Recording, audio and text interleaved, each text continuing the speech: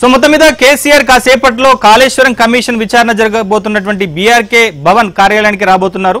So ఆయన దాదాపుగా ఇప్పుడే తూముకుంటకు దాటినట్టుగా తెలుస్తోంది. అంటే అక్కడి నుంచి కాళేశ్వరం కమిషన్ విచారణ జరిగేటువంటి బీఆర్కే భవన్కు రావడానికి ఇంకొక 45 నిమిషాల పైనే సమయం పట్టబోతోంది. సో మొత్తం మీద 11:30 గంటల ప్రాంతంలో విచారణ కేసీఆర్ హాజరవుతారు. సో ముందు కాళేశ్వరం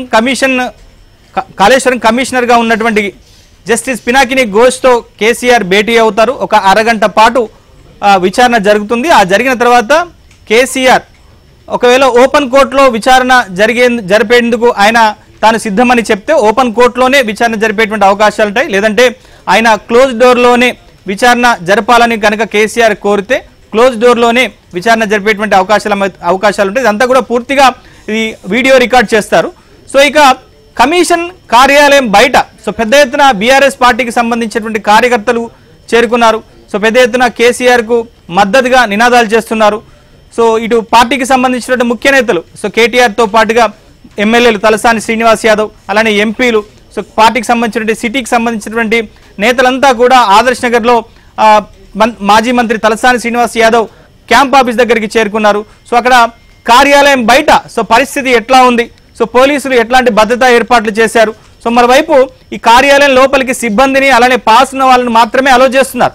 కేసీఆర్ విచారణకు హాజరవుతున్నటువంటి నేపథ్యంలో అసలు కేసీఆర్ ఏం చెప్తారు, విచారణ ఎట్లా సాగుతుందో తెలుసుకోవడం కోసం పెద్ద ఎత్తున ఇటు బీఆర్ఎస్ పార్టీకి సంబంధించిన నాయకులే కావచ్చు లేదా సామాన్య ప్రజలు కూడా అది చూసేందుకు వచ్చేటువంటి అవకాశం ఉంటుంది. కాబట్టి చాలా స్ట్రిక్ట్ గా పరిమితితో కూడినటువంటి పరిమిత సంఖ్యలో మాత్రమే అక్కడికి అలో చేస్తున్నారు. సో కేవలం కేసీఆర్ తో పాటు 9 మందిని మాత్రమే ఈ ఓపెన్ కోర్టులో జరిగేటువంటి విచారణకు అనుమతించారు. దాంట్లో హరీష్ రావు, ప్రశాంత్ రెడ్డి అలానే మధుసూదనాచారి మిగతా పార్టీకి సంబంధించినటువంటి ఎమ్మెల్యేలుగా ఉన్నటువంటి వాళ్ళు అలానే ఆర్ఎస్ ప్రవీణ్ కుమార్ సో కొంతమందిని మాత్రం ఇలాంటి వాళ్ళని 9 మందిని మాత్రమే అలో చేశారు. సో బయట పెద్ద ఎత్తున బీఆర్ఎస్ పార్టీకి సంబంధించిన కార్యకర్తలంతా కూడా చేరుకుంటున్నారు. సో అక్కడ ఎట్లాంటి పరిస్థితి ఉంది, ఎట్లాంటి భద్రతా ఏర్పాటు చేశారు, సో ఎవరెవరు వచ్చారు, సో విషయాలను తెలుసుకుందాం. మా ప్రతినిధి రాజేష్ నారు. సో రాజేష్, ఆ బీఆర్కే భవన్ దగ్గర అసలు ఎట్లాంటి పరిస్థితి ఉంది? ఇప్పటికే బీఆర్ఎస్ పార్టీకి సంబంధించినటువంటి నేతలు సో ముఖ్యంగా హైదరాబాద్ రంగారెడ్డికి సంబంధించినటువంటి నేతలు కానీ కార్యకర్తలు కానీ పెద్ద సంఖ్యలో అక్కడికి చేరుకోవాలని కేటీఆర్ పిలుపునిచ్చారు.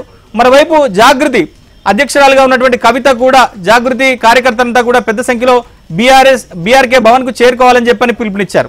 సో ఎందుకు ఒక కమిషన్ విచారణకు కేసీఆర్ హాజరవుతున్నటువంటి నేపథ్యంలో ఈ స్థాయిలో జన సమీకరణ చేయాల్సినటువంటి అవసరం ఏమొచ్చింది, అక్కడ నినాదాలు చేయాల్సినటువంటి అవసరం ఏమొచ్చింది, అసలు అక్కడ బయట ఎట్లాంటి వాతావరణం ఉంది?